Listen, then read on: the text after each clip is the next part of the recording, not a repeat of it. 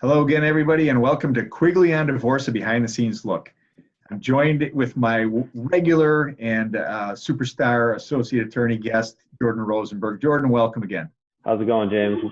Oh, well. So as you might notice, if you're out there watching this, as opposed to just listening to it, we're appearing to you via this Zoom technology that, as an old guy like me, I'm trying to get up to speed with. And that's because we're practicing our social distancing. We are shut We're down. remote. Absolutely remote, hunker down. And part of the reason we wanted to at least do this today is because if you guys are like us, you're probably going nuts. You're sheltered, you're quarantined, whatever words you want to call it, and you're just trying to survive the coronavirus. And we're trying to survive, obviously, none of us want to get sick, our loved ones, social distancing, all that stuff. But it's been interesting because Jordan and I have really had an influx of calls and emails and working with clients and new clients and saying, how do I manage this? And we've even had some individuals who, getting stuck in their homes and their problems they've maybe had in their marriage and with their spouses are being exacerbated. People are thinking about divorce. So one of the things we just wanted to talk about was, what are some simple suggestions that we have for you guys to just manage yourselves, whether you're in a divorce, whether you're thinking about a divorce? How can you kind of stay calm and hopefully weather the storm? Jordan, I think one of the things that's, more germane to people who are in a divorce or who have been in a divorce is something we're regularly getting, which is these calls about, what do we do with the kids? Right. Should we lose the kids? I just had one today. It said, it's my week for spring break. Was supposed to be next week, and we're supposed to go to Florida. Obviously, that's not happening. Do I still get the kids? If I don't get to go to Florida, what do we do? So the parenting issue is a huge deal. Oh my God. Yeah. It's like, and everyone asks like, well, what's the law? What's the law say? What's the law say? And we're kind of looking at each other. We're like, well, there really isn't a law. It's sort of like common sense to say, okay, well, the governor has this order that says everybody stay in place, shelter in place. But does that mean that you can't transition to a parenting time? I mean, I think the governor's order specifically carves out you can do exchanges for parenting time, but I think the broad census is, well, where has that parent been in the last, couple of days since they've seen the kids? Have they been around people? These trust issues of what they're doing with the kids. I mean, people are taking it, with different levels of severity, and it's just a weird time for us as divorce lawyers to have to deal with these issues sort of ad hoc and as they come up, because really every situation is different. And there really is nothing, there's no law other than just like, hey, common sense, let's be as careful as we can. Well, and that's, I think, kind of merging two thoughts. One is the idea of common sense, which I've been on social media and my Twitter account and my Instagram account, preaching common sense. But as you know, Jordan, in our world, common sense, when people don't like each other, they're not getting along, that's an easier concept said than done. But I also think when you talk about these are weird times, these are very uncertain times. And so people are looking to us for answers saying, well, what happens if I don't turn my kids over? Because I don't think that's good for their health, or the kid's pediatrician is recommending against it. Am I going to be held in contempt of court when the courts open up, whenever that may be? And we cannot provide those answers. Nobody can. We would like to believe, I would, practicing law and family law for 28 years now, I'd like to think that judges are going to apply some common sense when we're back in action and saying, I understand you were entitled to parenting time. It didn't move forward because of this. Let's find a way to make up some makeup time. And you know what else is coming up? Sorry. Go ahead. New technology. What else is coming up is like, spring break falls in between this time now. So, people are calling us and saying, well, I'm not really traveling. I can't really do anything except sit in my house for the kids' spring break. Does this really count as a spring break? Can we kind of divide it this year and then, just start again next year? And it's just all these questions about who's got what's responsibility. And, the courts are closed really, except for emergency matters. And so the judge, the chief judge in the family law division really admonished all the lawyers and said, listen, if it's not a true emergency, then, we don't expect you to be coming in. So the courts are open for emergencies, but, parenting quibbles about, are we returning on Thursday versus Friday? Are we doing a dinner versus an overnight? Is it this year for spring break or is it next year? I don't know if the court's really going to entertain something like that anyway. So, even as lawyers, we're kind of a little hamstrung. Yeah. Well, and we had the situation that just this week we've been dealing with where kids were out of school last week. It's a relatively new divorce. There is no parenting schedule court ordered in place. And so kids are off the entire week this week, going to be off next week, 3 weeks in a row. And so in that case, dad gets the kids and says, boy, I'd like to keep them for a week. Why? They're not in school. I'm not working. And here mom's saying, no, I don't agree to that. And all you really have is what we've been doing, which is trying to work with another lawyer and say, come on, let's do something reasonable. Let's not have kids bouncing back and forth. What's wrong with them staying extended time with mom and extended time with dad? And if it doesn't quite equal out, let's make sure we do that later. But again, you talk about common sense. We deal with a lot of lawyers, and we don't always get a lot of common sense just from other lawyers. So that's true. That complicates things. And so, it's not even just the parenting issues. And so, even these common sense and parenting issues and, who's got the kids, are we transitioning today? Are we switching days, so forth and so on. James, the financial impact of this thing has just been catastrophic in so many different levels. And, people are asking questions about maintenance, about child support, paying for certain child-related expenses.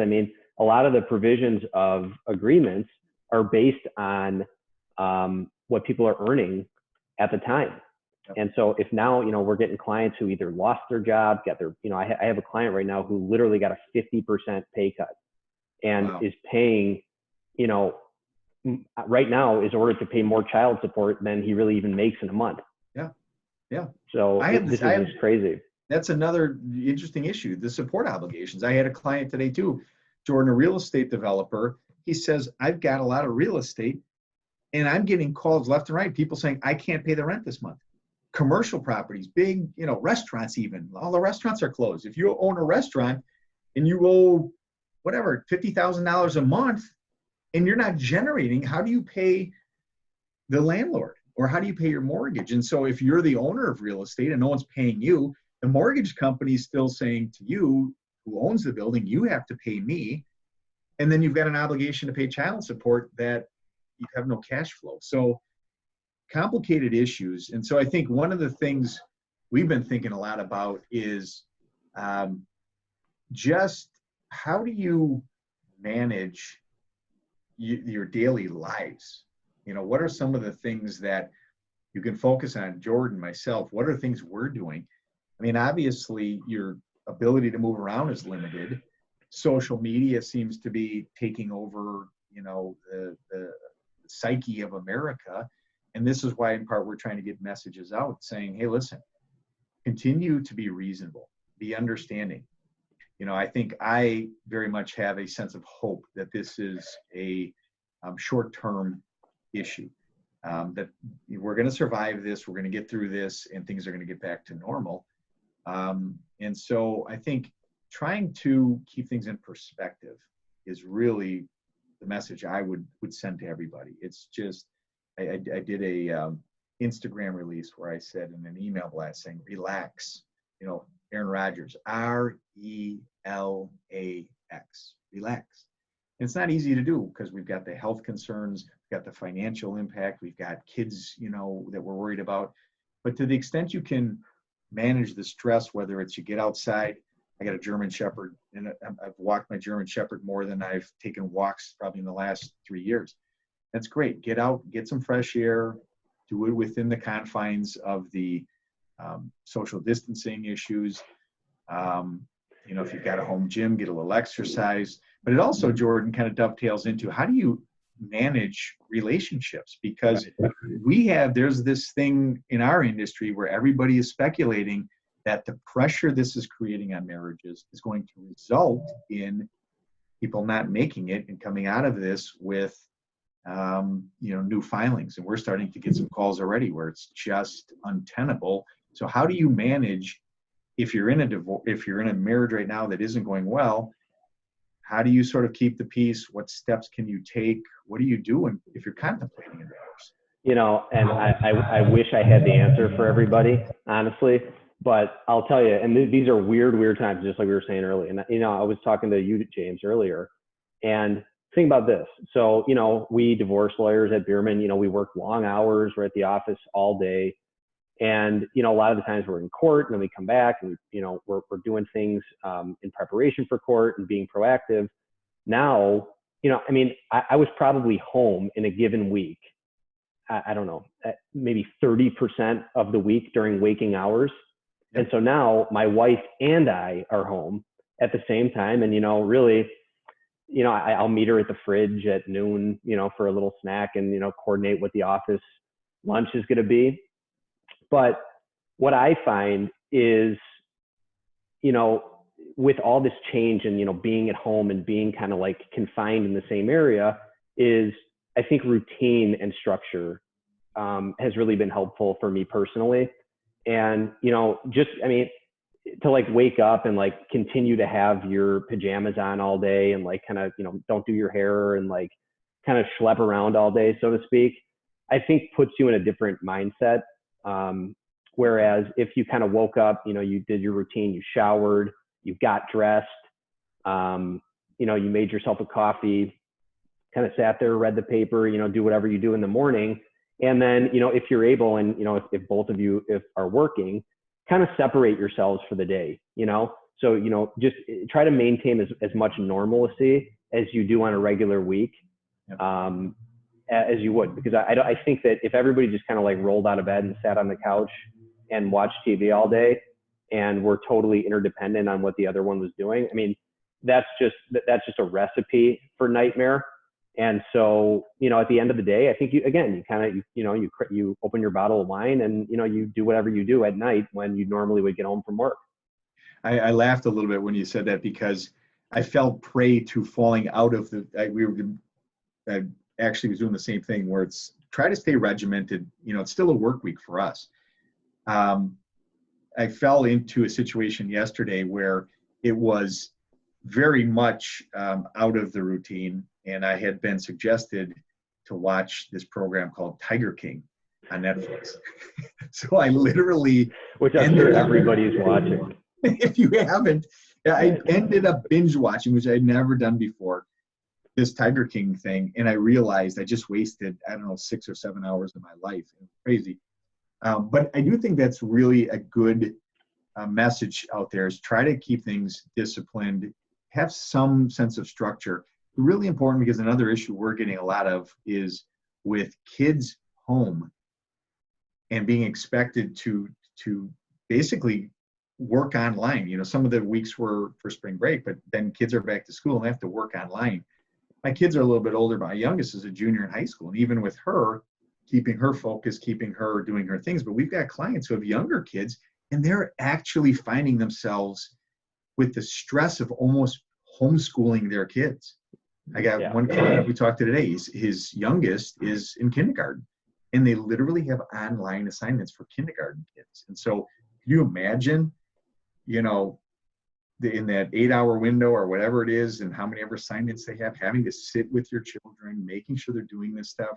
Their attention span, they'd rather be playing Xbox or watching Netflix or doing what kids are doing. So, structured, disciplined, routine, all really good stuff to the extent you can implement it. Again, all with that overarching umbrella of reasonableness. Right. And I think with kids also, a lot of people, let's say you have 2 working parents, right? And both people are expected to work during the day. Okay. And to the extent you're able to work remotely and, God forbid you still have a job, right? Then that takes precedence. That's really important that you maintain being focused and have your job. And so what do you do with screaming kids running around, and by the way, trying to homeschool them? Yep. So there's no doubt there's a lot on your plate. And what we find with our clients, and what I have a client right now where they actually alternate like hours. So from like 9 to 10, dad will be on the computer working remotely, and then mom will be watching the kids. from 10 to 11, vice versa, and they kind of just rotate, you know, and they schedule their calls and their work accordingly. But you know, it's tremendously difficult to advantage, and that's why, or not to advantage, to manage. And that's why I think having this structure, regardless of your situation, and a plan and a schedule is sort of like important during this crazy time. Yeah. And some other things I think you should probably, as you can see, Jordan and I have adopted, we are doing the Corona beards. I'd recommend not shaving, you know, grow it out like you're in the hockey playoffs or something. We don't have sports. There's, you know, and so you got to have some fun with this time with your family, with your kids, with your spouse. You know, we talk about how weird it is. It really is unprecedented that we as Americans, literally in a free society, are basically no longer free. And it's just, oh, go ahead, James. Yeah, I was going to say, for me, it's like when I was a kid and I got grounded. It was the worst punishment you could ever have. Didn't have cable TV back then. There was nothing to do. It's kind of like what I'm feeling now. I'm in solitary confinement. So you have to get through it, make some fun, you know, get yourselves out as much as you can. Jordan, I know you're a big workout guy. And so get up, if nothing else, push-ups and sit-ups, because you can't go to the golf club. Let me do something. Yep. I've been doing those online. I think a lot of the gyms are like doing online classes. And so we've been doing that basically in my kitchen, you know? Yep. And I mean, the flip side of this is that, you know, a lot of parents, they're not, I mean, they're really not going to have the opportunity, especially working parents, aren't going to have another opportunity in their lives really to have this amount of extended time with their kids. Yep. And so it's sort of a blessing in disguise in that respect, that I guess if we're trying to make happiness out of this crazy situation, I think it would be something like that, you know? And it's just, I mean, I think to the extent that you can enjoy your time, take some time to yourself. I mean, you know, it's, you know, we joked earlier, James, it's like a spring break type thing, but not really, you know? And I mean, there's a lot of bad things happening in the world, and, you know, God forbid we're removed really from the front lines. And, you know, I don't know anyone that's been really personally affected by this, but it's horrible what's going on. And again, to the extent that you can kind of, you know, not, you know, turn off CNN or Fox and, you know, sort of distract yourself and take time to yourself and enjoy your family and FaceTime your friends. I mean, you know, again, the other thing we were talking about is, you know, we have friends and family and so forth and so on, but, you know, in the typical work week, you know, it's kind of like, you know, I should call my grandma tonight. Yeah. You know, whatever. So what I find myself doing is I'm literally FaceTiming my friends and family, like constantly throughout the day. And when you FaceTime somebody, it's sort of like your undivided attention. Yeah. And so, you know, you're really kind of getting this time and reminding yourself that there's really bigger things in this world than kind of like the day-to-day grind. Yeah. And I think that's, you know, taking that time for yourself and kind of distracting yourself a little bit, you know, and doing your best to give to, you know, everybody that can need your help. I think that's really all you can do. Yeah. And kind of bringing it back to the world of us as divorce lawyers, we've really been advising a lot of clients to use this downtime to prepare yourself. Right. Catch up on the stuff. You know, your lawyer might have been telling you, we need these documents. We get on the computer, print the statements off, get all the information that you need to finish your financial disclosure. You know, if there's information gathering that you need to do to kind of prepare and strategize, we are available through Zoom, through email, through phone conferences, constantly with our clients. And so we've continued to work to be prepared. And I would encourage all of you to do that as well. Even if you're at the point where you're contemplating a divorce, you should reach out to a lawyer, and you certainly can do that with us. You know, my direct extension is 312-621-1225. You can call. I'll call you back. We can talk about a strategy. We can talk about the things as to how you can prepare. Jordan's working on, just as we speak, a petition for dissolution of marriage that actually can be filed. Now, we can't get to court to actually act on it, but you know, it's really sort of business as usual for us, outside of the fact that we can't actually get into court absent some real emergency, which, by the way, if you're a victim of domestic violence and you're, you know, cooped up in a situation like this, these are the things that the courts take very seriously. The police are still out there. You know, respect to all of our men in blue and police officers and firefighters that they're out there regardless of a virus or not. If you're in a situation where there's domestic violence, threats or danger, act on that, get out of that situation. It's not easy. A lot of hotels are concerned, but police might be a resource in terms of, are there shelters available? Can you get to a friend's house? So there's some very real issues that many of us are dealing with outside of just the threat of an illness. And we're sensitive to that, and we're available to try to help. So try to use the time. I guess my advice is be productive in whatever way you can, physically, mentally, emotionally, spiritually. Pray. Do those things that, like Jordan was saying, maybe you've neglected doing for some time. So, this is a little bit of an unusual podcast for Jordan and I in a very unusual time, but we felt it was important to get a message out to all of you, kind of a message of hope, a message of confidence that we are here and we are, advocating for clients. We're available to help people.